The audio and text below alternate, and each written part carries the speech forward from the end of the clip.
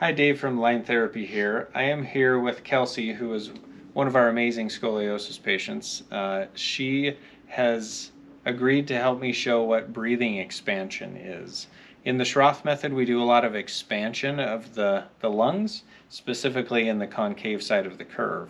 And a lot of people ask, how do you expand that? Or a lot of PTs that I know, and even myself a while ago, it was, how do you breathe into one lung and not the other? And we're not really breathing into one lung and not the other. We're just controlling where we're allowing the expansion to happen. So I want to demonstrate that with Kelsey and describe it a little bit more. So with Kelsey's curve, it's important to know where Kelsey's curve is before we talk about breathing expansion. Kelsey has a curve that goes to the right in the thoracic spine, and then she has a smaller lumbar curve that goes to the left. And her curve, she actually holds really good posture usually, so I'm going to make her slouch because she doesn't do it naturally. So naturally her body wants to kind of shift back and to the right. She's collapsing into this concave side, and her pelvis is shifting to the left. So we first get her pelvis in a good position, and she does fantastic at correcting some of her pelvis automatically.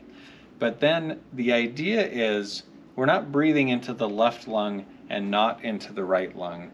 We're just allowing expansion of the rib cage in one direction rather than allowing it in all directions. So one way to think about that is if you have a balloon and we're expanding the balloon, it's going to expand in all directions. So if we look at Kelsey and she takes a deep breath, a little hard to see on video probably, but we see expansion all around. We see expansion up into the traps. We see expansion, take a deep breath again. We see expansion go right and left and pretty much everywhere. So that's the same thing with a balloon. If we're blowing it up, it's going to go in all directions. If we take that balloon and we hold one area of the balloon and we still blow it up, that area of the balloon is not going to expand, and the other areas are going to expand. So with Kelsey, what we want is not to have expansion here on the right side because it's already too far to the right and it's backward. We want expansion on the left side, and we want that expansion to go outward and backward. So I'm going to have you put your hands up on the bar, left hand one bar higher.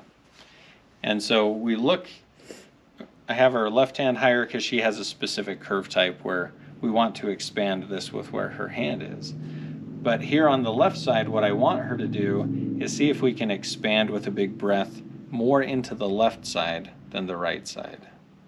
Good. And then out. Excellent.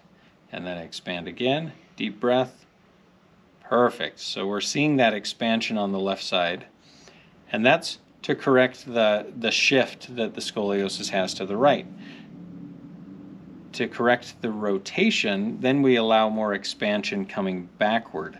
So if I were to pull everything back and out to this side, that's what we're going for right there. So we're trying to expand backward and outward in the concavity. On this side, we don't want to expand into the prominence. She has a rib prominence on the right side, but we do want to bring that forward. So we use breathing on the front on the right side to expand the ribs forward. So then we can combine this, and it seems really challenging, but Kelsey's a pro at this. Forward on the right, backward on the left. So basically, if I push Kelsey into the position that I want her to go into, we're trying to derotate the spine this way. But she's doing it with breathing. We don't want to just muscle it into place. We want a little more finesse, a little more expansion, so that we don't see compensation. If she was just to rotate here, so just rotate here, you see her shoulders go with it. We don't want her shoulders to go with it because then she's just turning to the left. We want the shoulders to stay square to the mirror, and we want derotation in the ribs. Perfect. Kelsey's a pro at that. So this expansion, we really want to open this concavity. Very nice. I've had people tell me that there's no way you can expand into one side and not the other.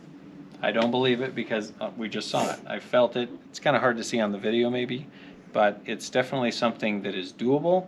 It just takes practice, and that practice can really reduce the forces that are applied to the spine. Breathing is a big force inside of the trunk. We don't have any muscle that can really pull the spine to the left, but we have our lungs that can pull the spine to the left, and we use that expansion in different directions to correct for that scoliosis curve. So hopefully that was helpful. Hopefully it described a little bit about what we're doing with expansion and breathing correction in the Schroth method. And if you're doing Schroth, hopefully that helps you understand it a little more.